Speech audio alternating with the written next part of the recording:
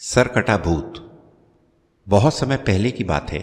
भारत के एक सुदूर गांव में एक कहानी प्रचलित थी जो सुनते ही लोगों के रोंगटे खड़े हो जाते थे। यह कहानी थी सरकटा भूत की। गांव घने जंगलों से घिरा हुआ था और लोगों का मानना था कि उस जंगल में सरकटा भूत का वास है। इस भूत की कहानी पीढ़ी दर पीढ़ी चलती आ रही थी और हर कोई इससे डरता था। गांव के बीचों बीच एक बुजुर्ग व्यक्ति रामदीन एक चबूतरे पर बैठकर रोज शाम को गांव के बच्चों को किस्से कहानियां सुनाया करते थे। एक दिन जब बच्चे अपनी पसंदीदा कहानी सुनने के लिए इकट्ठा हुए तो उनमें से एक मोहन ने पूछा, दादा, क्या ये सच है कि जंगल में सरकटा भूत रहता है? रामदीन ने गहरी सांस ली और कहा, हाँ बेटा, ये कहानी तो बहुत पुरानी है, सुनोगे तो शरीर में सिहरन दौड़ जाएगी। सभी बच्चे उत्सुकता से रामदीन की ओर देखने लगे। रामदीन ने कहना शुरू किया, बहुत साल पहले इस गांव में एक बहादुर सैनिक रहता था। उसका नाम था वीर सिंह। वह गांव का गर्व था, हमेशा निडर और साहसी। एक दिन युद्ध में वीर सिंह को दुश्मनों ने घेर लिया।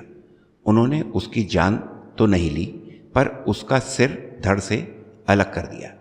कहते हैं कि वीर सिंह की आत्मा को शांति नहीं मिली और तभी से वह सरकटा भूत बन गया। यह सुनकर मोहन की आंखें बड़ी हो गईं। उसने हिम्मत जुटाकर पूछा, तो दादा फिर क्या हुआ?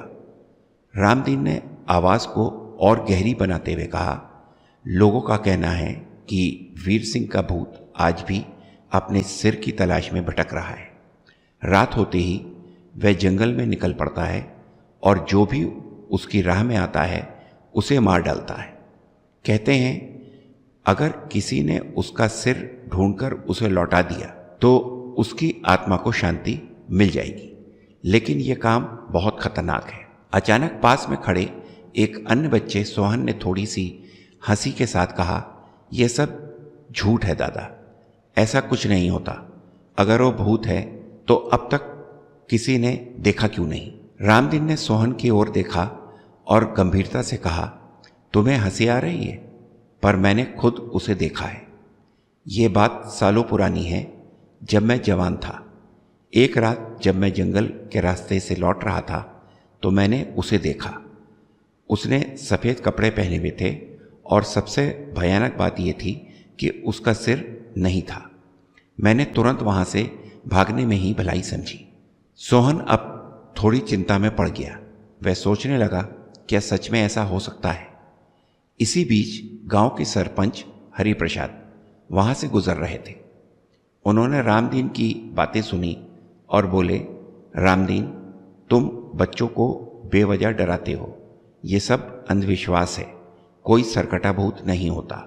रामदीन ने धीमी आवाज में कहा, सरपंच जी, मैं जानता हूं कि आप इसे अंधविश्वास मानते हैं, लेकिन गांव में जो कुछ भी हुआ है उसे कैसे नकार सकते हैं?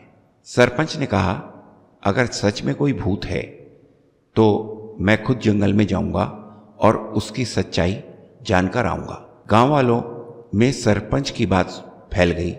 अगले दिन सभी गांव वाले सरपंच को विदा करने के लिए इकट्ठा हुए। सरपंच ने गांव वालों से कहा, अगर मैं नहीं लौटा तो समझ जाना कि रामदीन की बातों में सच्चाई थी। रात का समय हो चुका था। पूरा गांव सांस रोके सरपंच के लौटने का इंतजार कर रहा था। कुछ घंटे बीत गए और फिर आधी रात हो गई। तभी अचानक जंगल से एक दिल दहला देने वाली चीख सुनाई दी। गांव वालों का दिल जोर जोर से धड़कने लगा। कुछ समय बाद सरपंच की चीख के बाद गांव वाले सरपंच को खोजने निकले।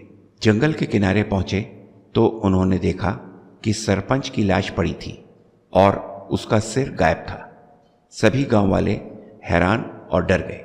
रामदीन ने कहा, मैंने कहा था ना, सरकटा भूत सच है।